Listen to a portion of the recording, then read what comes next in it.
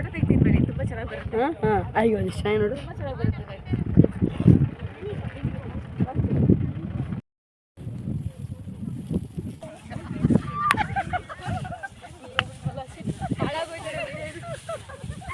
Very great. Okay okay done.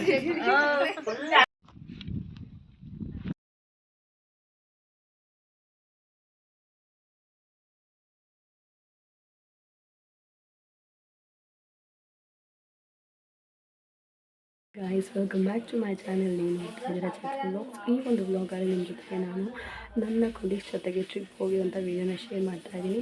So ಈ ಒಂದು video ನಿಮಗೆ ಇಷ್ಟ ಆದರೆ ಲೈಕ್ ಮಾಡಿ, ಹಾಗೆ ನನ್ನ ಚಾನಲ್ನ ಸಬ್ಸ್ಕ್ರೈಬ್ ಮಾಡೋದ್ರ ಮೂಲಕ ಇನ್ನಷ್ಟು ವೀಡಿಯೋಗಳನ್ನು ನೋಡ್ಬೋದು ಅಂತ ಹೇಳ್ತಾ ಬನ್ನಿ ನಾವು ಒಂದು ಈ ವಿಡಿಯೋನ ಸ್ಟಾರ್ಟ್ ಮಾಡೋಣ.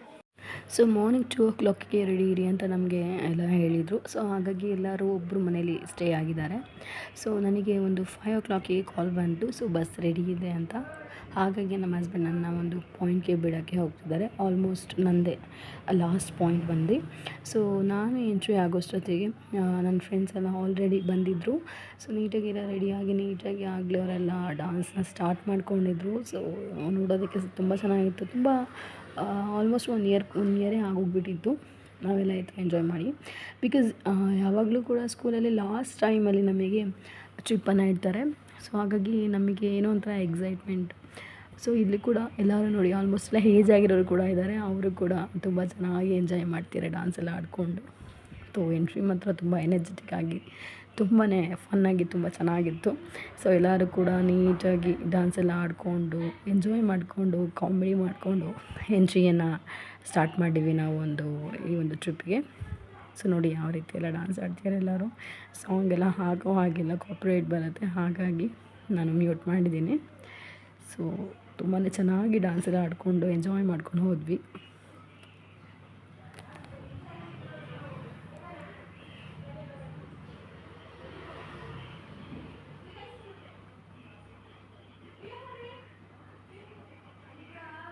ಇಲ್ಲಂತೂ ಒಬ್ಬರು ಆಯ ಇದ್ರು, ಅವ್ರಿಗೊಂದು ಸಕ್ಕತ್ತಾಗಿ ಆಟ ಆಡಿಸ್ಕೊಂಡು ಡ್ಯಾನ್ಸ್ ಆಡ್ತಾಯಿದ್ವಿ.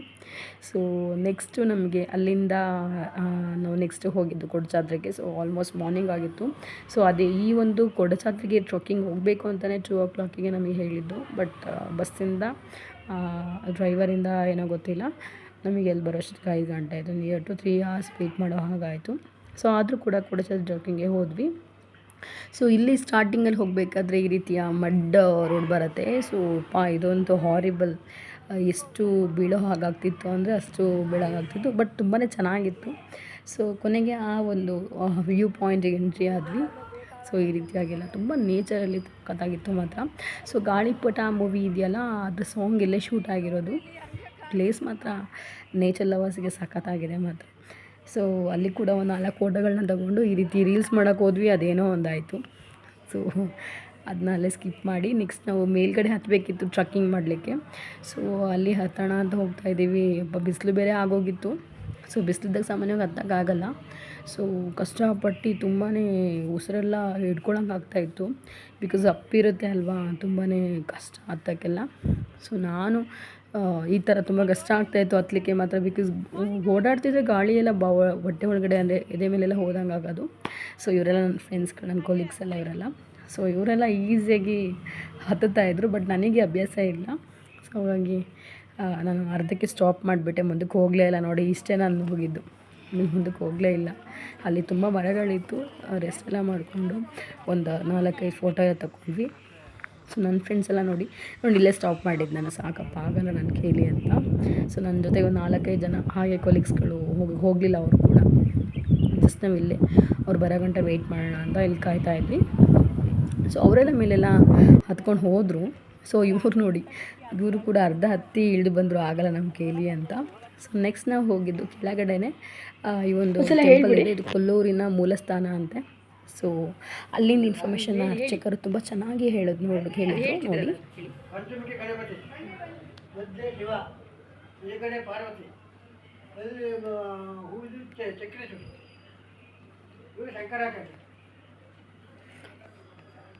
ನೆಕ್ಸ್ಟ್ ಆ ದೇವಸ್ಥಾನ ಪಕ್ಕದಲ್ಲೇ ಈ ರೀತಿಯೆಲ್ಲ ಫ್ಲಾಸ್ ಇತ್ತು. ಗೊತ್ತಿಲ್ಲ ಇದು ಯಾವ ಫ್ಲಾಸ್ ಅಂತ, ಬಟ್ ನೋಡೋಕ್ಕೆ ತುಂಬಾ ಡಿಫ್ರೆಂಟಾಗಿ ತುಂಬೆ ಹೂವು ಅಂತೀವಲ್ಲ ನಮ್ಮ ಕಡೆ, ಆ ಥರ ಇತ್ತು ನೋಡೋಕ್ಕೆ. ಸೊ ನಿಮಗೇನಾರ ಹೂವದ ಹೆಸರು ಗೊತ್ತಿದೆ ಕೆಳಗಡೆ ಕಾಮೆಂಟ್ ಮಾಡಿ. ಸೊ ಫೈನಲಿ ಎಲ್ಲ ಟೆಂಪಲ್ ದರ್ಶನ ಮಾಡಿಕೊಂಡು ನಾವು ಕೆಳಗಡೆ ಬಂದ್ವಿ. ಸೊ ಇವರೆಲ್ಲ ಮೊದಲೇ ವೆಯ್ಟ್ ಮಾಡ್ತಾಯಿದ್ರು. ಸೊ ಹಾಗೆ ಮಾತಾಡ್ತಾ ಇದ್ವಿ.